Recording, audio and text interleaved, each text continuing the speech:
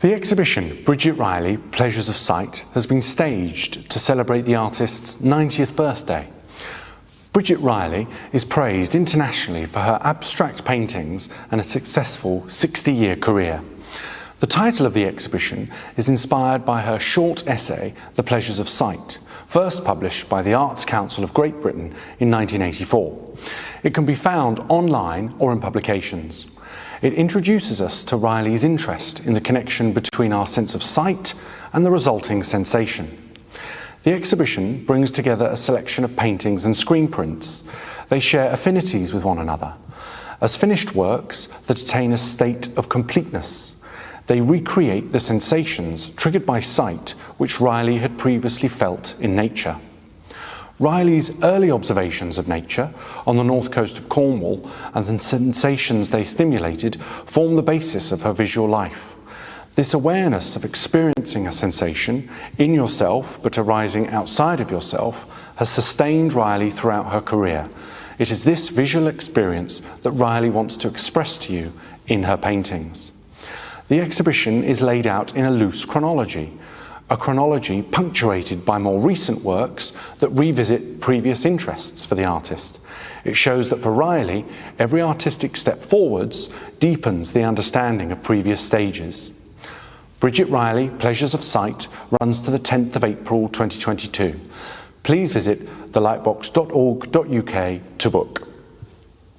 This work is entitled Ecclesia, 1985, and it's an oil on canvas. Riley was inspired to use these colours after her visit to Egypt in 1979-80. This trip prompted Riley to create her Egyptian palette, 5 colours used in the tombs of the pharaohs in the Valley of the Kings. Riley was struck by the Egyptian tomb painters who managed to recreate the splendour of daylight in subterranean darkness. In Ecclesia, the narrow vertical stripes of bright colour create a rainbow effect and produce a subtle visual experience. The colours influence each other, reflecting the artist's observation of nature. Riley is fascinated by colour relationships and has gone on to explain that the same colours related in different ways could give a different range of effects. Here, Riley used cut bands of painted paper in a collage technique to adjust, change and move colours around. As Riley became more and more adept in using colour, she began to accept this inherent instability and made it the basis of her work. This work is entitled High Sky, 1991, and it's oil on linen. Colour for Riley exists through relationships, pairs, triads or groups of colour which taken together act as generators, and the placement of these colours creates collective colour. As her compositions became increasingly finely balanced, as with High Sky, Riley used a collage technique to help her combine shape and colour. Taking cut bands of painted paper, the collages could be combined to weave shapes and colours together.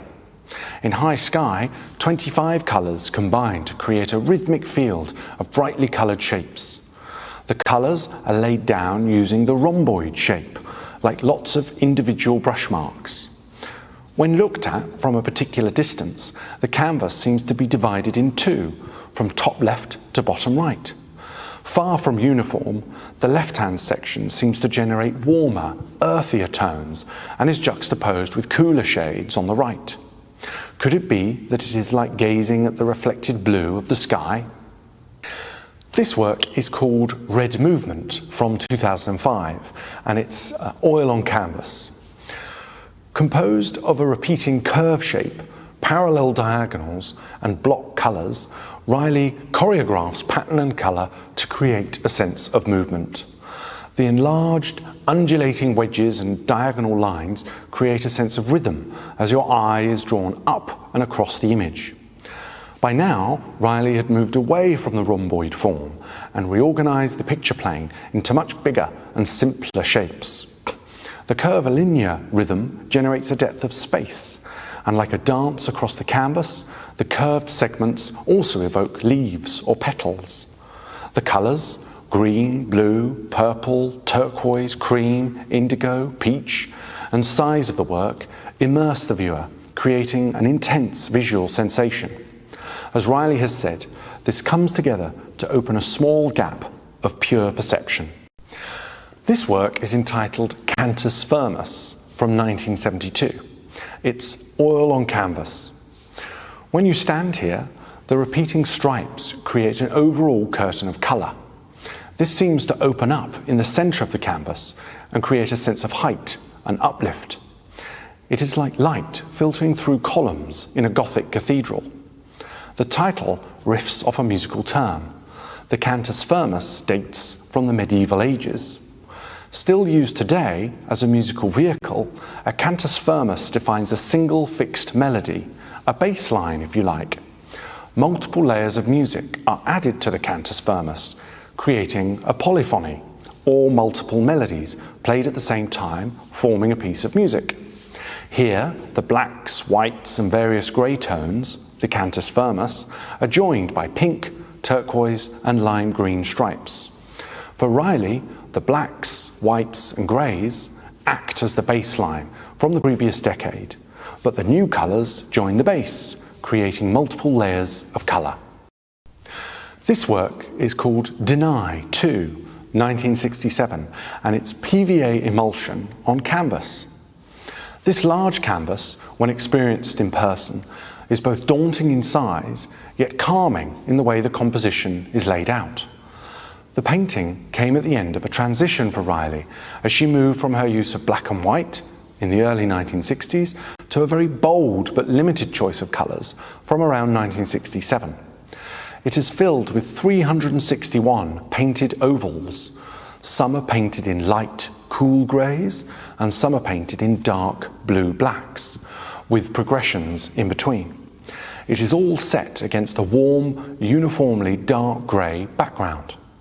The painting is so titled because of Riley's interest in denial and her exploration of coloured greys. The coloured ovals, similar in tone to the background, create the illusion of a V shape. This was intended to act as a screen between the viewer and the image, as Riley said, obscuring, denying it. There are also areas with light and dark grey contrasts, as in the near white ovals set against the near black background, where tonal contrast is greatest, but colour is denied.